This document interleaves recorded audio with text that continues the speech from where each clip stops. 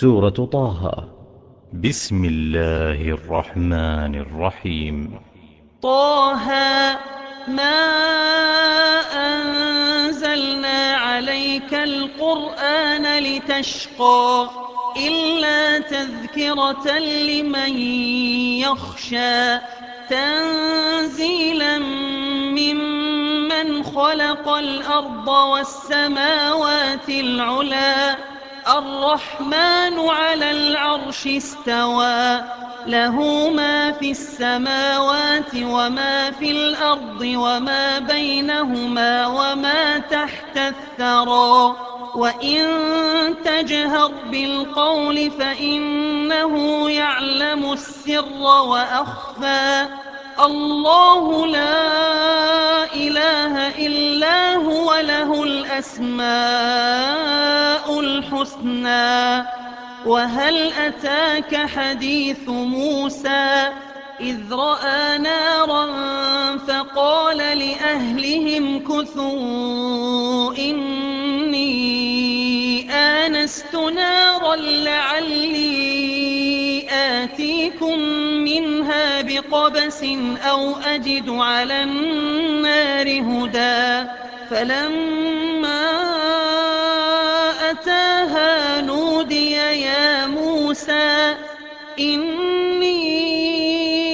أنا ربك فاخلع نعليك إنك بالوادي المقدس طوى وأنا اخترتك فاستمع لما يوحى إنني أنا الله لا إله إلا أنا فاعبدني وأقم الصلاة لذكري إن الساعة آتية أكاد أخفيها لتجزى كل نفس بما تسعى فلا يصدنك عنها من لا يؤمن بها واتبع هواه فتردى وما تلك بيمينك يا موسى قال هي عصاي أتوكأ عليها وأهش بها على غنمي ولي فيها مآرب أخرى قال ألقها يا موسى فألقاها فإذا هي حية تسعى قال خذها ولا تخف سنعيدها سيرتها الأولى واضمم يدك إلى جناحك تخرج بيضاء من غير سوء آية أخرى لنريك من آياتنا الكبرى اذهب إلى فرعون إنه طغى قال رب اشرح لي صدري ويسر لي أمري واحلل عقدة من لساني يفقه قولي واجعل لي وزيرا من أهلي هارون أخي أشدد به أزري وأشركه في أمري كي نسبحك كثيرا ونذكرك كثيرا إنك كنت بنا بصيرا قال قد أوتيت سؤلك يا موسى ولقد مننا عليك مرة أخرى إذ أوحينا إلى أمك ما يوحى أن اقذفيه في التابوت فاقذفيه في اليم فليلقه اليم بالساحل يأخذه عدو لي وعدو له وألقيت عليك محبة مني ولتصنع على عيني إذ تمشي أختك فتقول هل أدلكم على من يكفله فرجعناك إلى أمك كي تقر عينها ولا تحزن وقتلت نفسا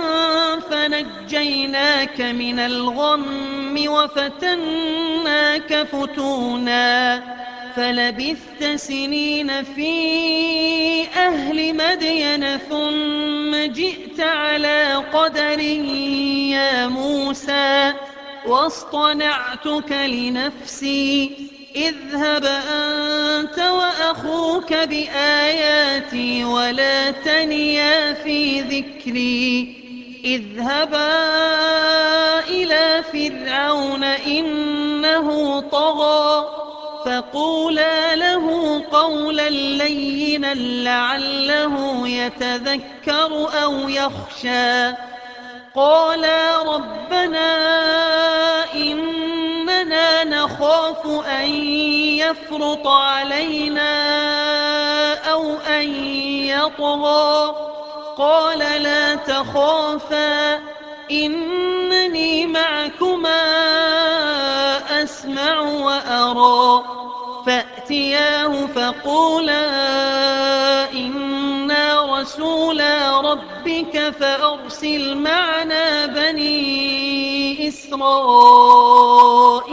ولا تعذبهم قد جئناك بآية من ربك والسلام على من اتبع الهدى إنا قد أوحي إلينا أن العذاب على من كذب وتولى قال فمن ربكما يا موسى قال ربنا الذي أعطى كل شيء خلقه ثم هدى قال فما بال القرون الأولى قال علمها عند ربي في كتاب لا يضل ربي ولا ينسى الذي جعل لكم الأرض مهدا وسلك لكم فيها سبلا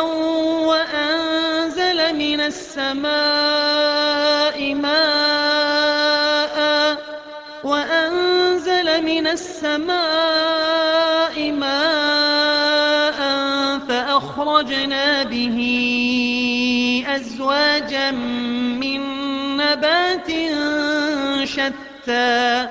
كلوا وارعوا أنعامكم إن في ذلك لآيات لأولي النهى منها خلقناكم وفيها نعيدكم ومنها نخرجكم تارة أخرى ولقد أريناه آياتنا كلها فكذب وأبى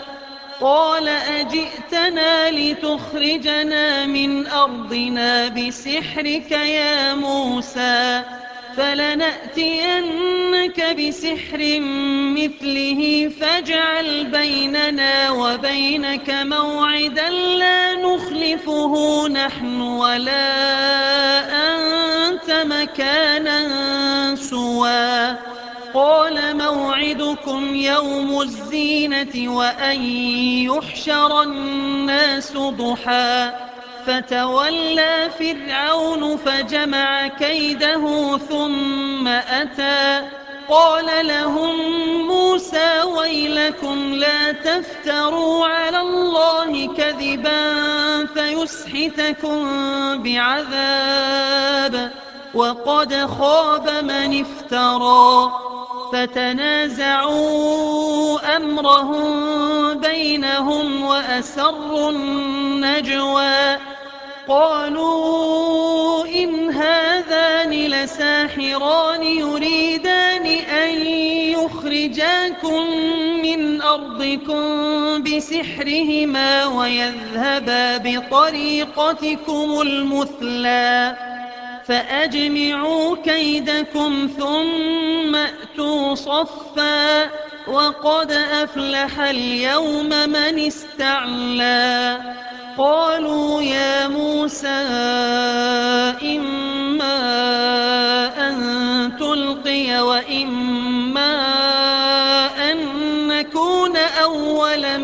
ألقى قال بل ألقوا فإذا حبالهم وعصيهم يخيل إليه من سحرهم أنها تسعى فأوجس في نفسه خيفة موسى قلنا لا تخف إنك أنت الأعلى وألق ما في يمينك تلقف ما صنعوا إنما صنعوا كيد ساحر ولا يفلح الساحر حيث أتى فألقي السحرة سجدا قالوا آمنا برب هارون وموسى قال آمنتم له قبل أن آذن لكم إنه لكبيركم الذي علمكم السحر فلأقطعن أيديكم وأرجلكم من خلاف ولأصلبنكم في جذوع النخل ولتعلمن أينا أشد عذابا وأبقى قالوا لن نؤثرك على ما جاءنا من البينات والذي فطرنا فاقض ما أنت قاض إنما تقضي هذه الحياة الدنيا إنا آمنا بربنا ليغفر لنا خطايانا وما أكرهتنا عليه من السحر والله خير وأبقى إنه من يأت ربه مجرما فإن له جهنم لا يموت فيها ولا يحيا ومن يأته مؤمنا قد عمل الصالحات فأولئك لهم الدرجات العلا جنات عدن تجري من تحتها الأنهار خالدين فيها وذلك جزاء من تزكى ولقد أوحينا إلى موسى أن أسر بعبادي فاضرب لهم طريقا في البحر يبسا لا تخاف دركا ولا تخشى فأتبعهم فرعون بجنوده فغشيهم من اليم ما غشيهم وأضل فرعون قومه وما هدى يا بني إسرائيل قد أنجيناكم من عدوكم وواعدناكم جانب الطور الأيمن ونزلنا عليكم المن والسلوى كلوا من طيبات ما رزقناكم ولا تطغوا فيه فيحل عليكم غضبي ومن يحلل عليه غضبي فقد هوى وإني لغفار لمن تاب وآمن وعمل صالحا ثم اهتدى وما أعجلك عن قومك يا موسى قال هم أولئك على أثري وعجلت إليك رب لترضى قال فإنا قد فتنا قومك من بعدك وأضلهم السامري فرجع موسى إلى قومه غضبان أسفا قال يا قوم ألم يعدكم ربكم وعدا حسنا أفطال عليكم العهد أم أردتم أن يحل عليكم غضب من ربكم فأخلفتم موعدي قالوا ما أخلفنا موعدك بملكنا ولكننا حملنا أوزارا من زينة القوم فقذفناها فكذلك ألقى السامري فأخرج لهم عجلا جسدا له خوار فقالوا هذا إلهكم وإله موسى فنسي أفلا يرون ألا يرجع إليهم قولا ولا يملك لهم ضرا ولا نفعا ولقد قال لهم هارون من قبل يا قوم إنما فتنتم به وإن ربكم الرحمن فاتبعوني وأطيعوا أمري قالوا لن نبرح عليه عاكفين حتى يرجع إلينا موسى قال يا هارون ما منعك إذ رأيتهم ضلوا ألا تتبعن أفعصيت أمري قال يا ابن أم لا تأخذ بلحيتي ولا برأسي إني خشيت أن تقول فرقت بين بني إسرائيل ولم ترقب قولي قال فما خطبك يا سامري قال بصرت بما لم يبصروا به فقبضت قبضة من أثر الرسول فنبذتها وكذلك سولت لي نفسي قال فاذهب فإن لك في الحياة أن تقول لا مساس وإن لك موعدا لن تخلفه وانظر إلى إلهك الذي ظلت عليه عاكفا لنحرقنه ثم لننسفنه في اليم نسفا إنما إلهكم الله الذي لا إله إلا هو وسع كل شيء علما كذلك نقص عليك من أنباء ما قد سبق وقد آتيناك من لدنا ذكرا من أعرض عنه فإنه يحمل يوم القيامة وزرا خالدين فيه وساء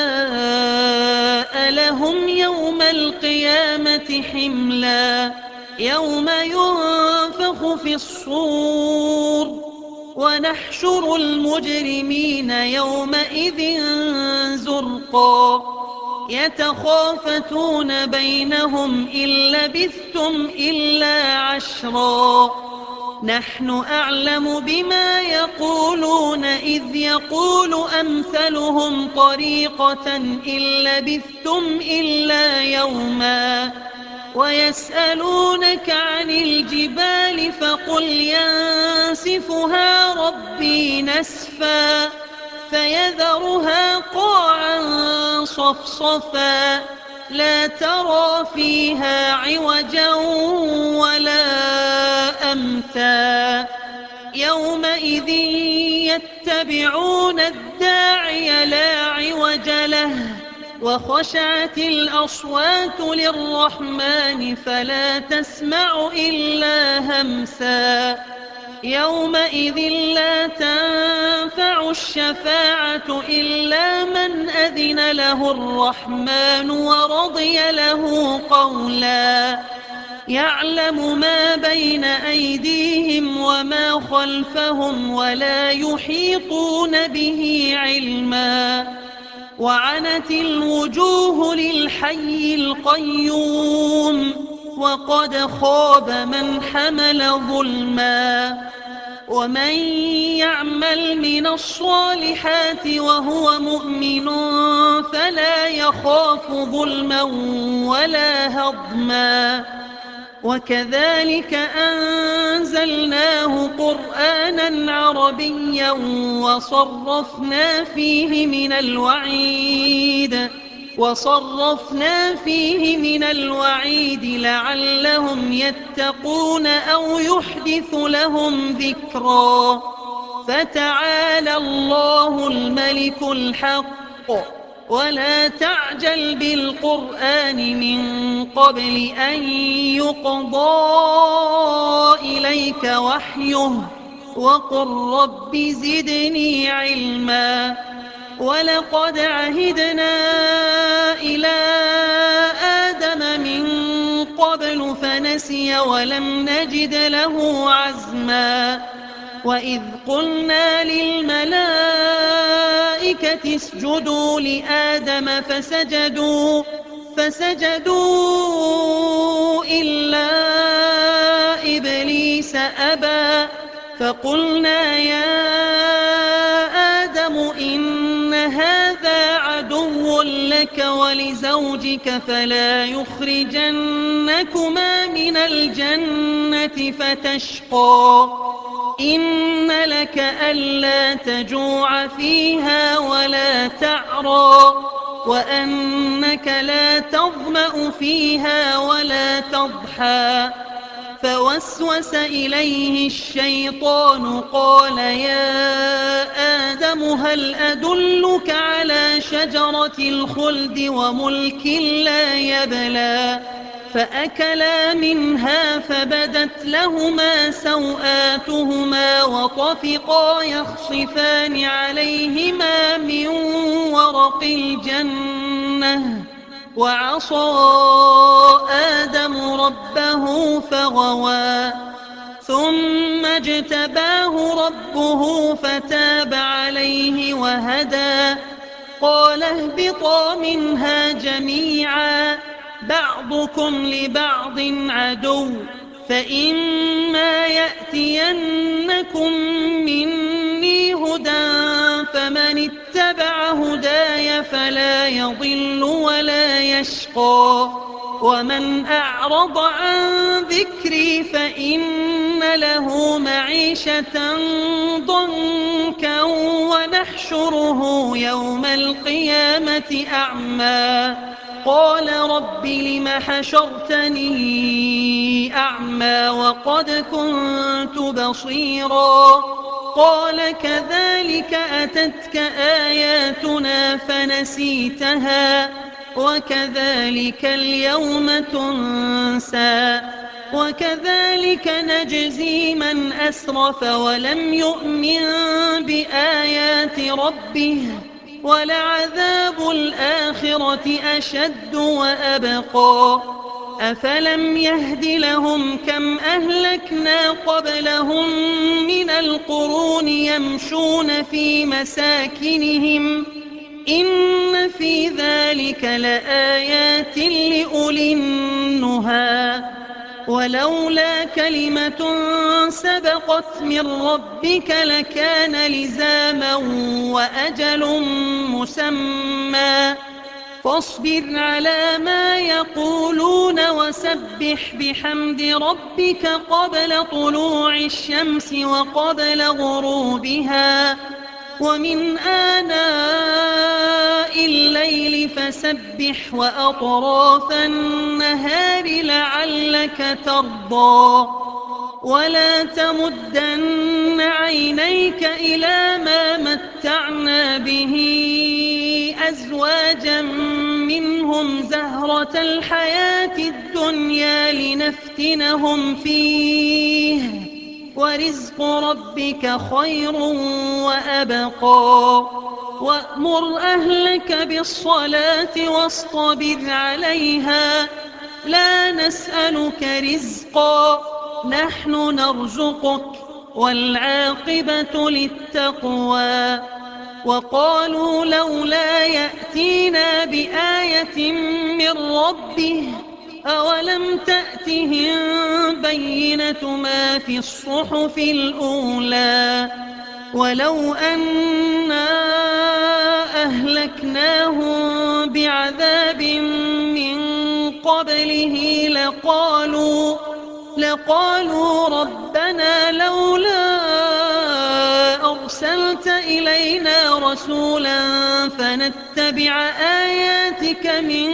قبل أن نذل ونخزى قل كل متربص